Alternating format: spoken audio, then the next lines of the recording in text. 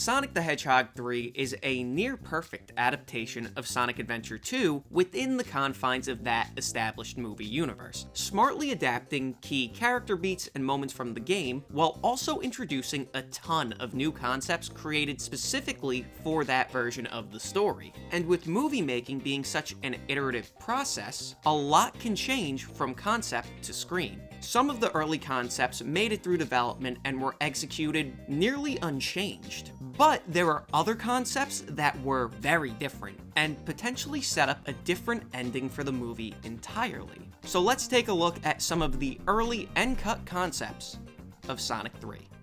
An early piece of concept art for the film shows an alternate, more action-based take on the Robotnik break-in to Gun headquarters, as opposed to the more comedic sequence in the final film. Another minor change, according to the film's director Jeff Fowler, in an early version of the story, Robotnik and Stone hid out in Mexico. To keep tighter story pacing, we decided to eliminate the change of location and stage the first meeting with Team Sonic in Tokyo. At some point, it also appears that Sonic and Ivo would have both met Gerald Robotnik at the same time when they're captured. And the location itself seems a bit more regal than the gun base in the final film. There's also concept art of a Team Sonic escape that doesn't seem to slot cleanly anywhere in the final film. However, the foliage in the background and the giant pit seems reminiscent of the island in front of the Master Emerald Temple in Sonic 2. There's also the possibility that this could have somehow tied into the early version of the story's Mexico detour. This piece of artwork with Maria and Shadow on the moon, mirroring Sonic and Shadow in the third act, comes from a version of the story that Jeff Fowler described as a little different in this dream version. There's also art of Knuckles and Tails during the London sequence running away from a massive ball of garbage. The framing of this art seems reminiscent of Sonic running away from the truck in Sonic Adventure 2's City Escape level. In the final movie, the score during the London sequence is derived from the game track Escape from the City. But if this artwork is anything to go off of, maybe there might have been grander plans to have more City Escape references during this sequence. The final film ends with Team Sonic, Robotnik, and Shadow stopping the Eclipse Cannon from hitting Earth and Robotnik's supposed sacrifice. But if these next few pieces are anything to go off of, it seems like the film's ending could have been very different, as evidenced by this concept art of Super Sonic and Super Shadow's fight and the Eclipse Cannon very clearly hitting Earth. In this piece of concept art, with the Robotniks fighting inside of the cannon's core, you can also clearly see the cannon hitting Earth behind them. There's also this piece where Super Sonic and Super Shadow both witness the Eclipse Cannon's destruction together. Whether this is an early concept that was just meant to communicate generally what the cannon's demise was supposed to look like, or if Shadow was supposed to end the movie by Sonic's side, is unknown. Also notable about this piece is that the Earth looks untouched. In early 2024, animatics of the film's climax, where the Eclipse Cannon is destroyed, leaked. Titled Space Station Time Travel, it holds dramatic differences from the final movie.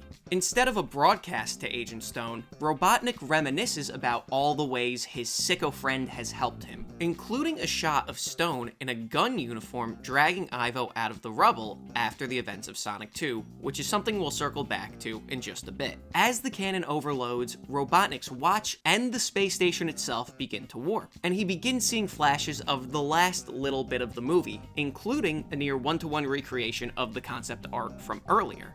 Shadow pushes the cannon before it seemingly gets sucked into space-time and leaves Robotnik in a state of pure rapture before it blows, and based on the animatic's name, presumably sends him through time. The final two pieces of concept art seemingly relate to that time travel ending, as we see Dr. Robotnik dressed like an emperor and Metal Sonic in what looks like Stardust Speedway from Sonic CD, which is the game that introduced time travel, Metal Sonic, and Amy Rose to the Sonic series. And in that game, when you travel to the future, you can either go to a good version of the future or a dystopian bad version of the future where Dr. Robotnik has run amok.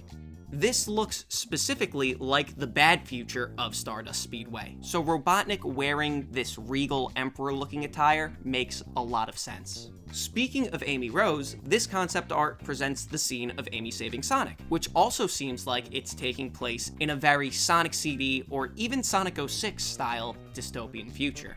These last two pieces, with the context of the leaked animatic, make me believe that they relate to some alternate early idea for the post-credit scene, where Sonic is somehow sent to the future to find it ruled by Metal Sonic and Robotnik, who time-traveled when the Eclipse Cannon warped away, and in that future is where Sonic finds Amy.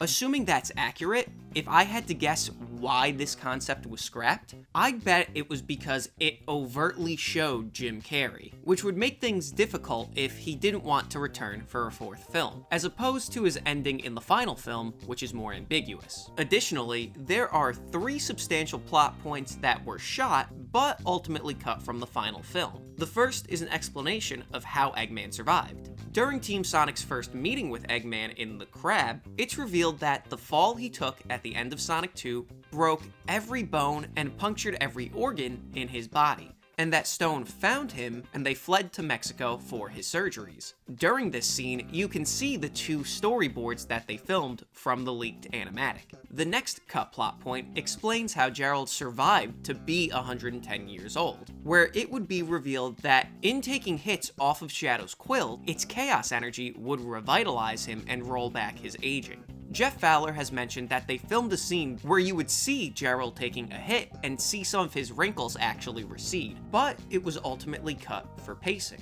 But the most notable portion of the movie that was filmed and cut was the subplot that Eggman, after the events of Sonic 2, retired from being a supervillain and became a live streamer. There are actually a few scenes of him streaming, so Eggman mentioning his final live stream in the finished film is actually a remnant of that scrapped plot point. These streams are mostly played for laughs, with Jim Carrey going full Jim Carrey. On their own, they're fine scenes, but in the movie, they're pace breakers with a ton of gamer and pop culture references. Fortnite is mentioned. Eggman asks if his audience, the Eggheads, can handle all of his Riz. And he's sponsored by an energy drink, and the editing during those sponsored ad reads would make some of the most egregious YouTubers and podcasters blush, so it's understandable why those scenes were cut. In the end, I'm very satisfied with the Sonic 3 we did get. It feels very complete, and had some of these concepts been implemented,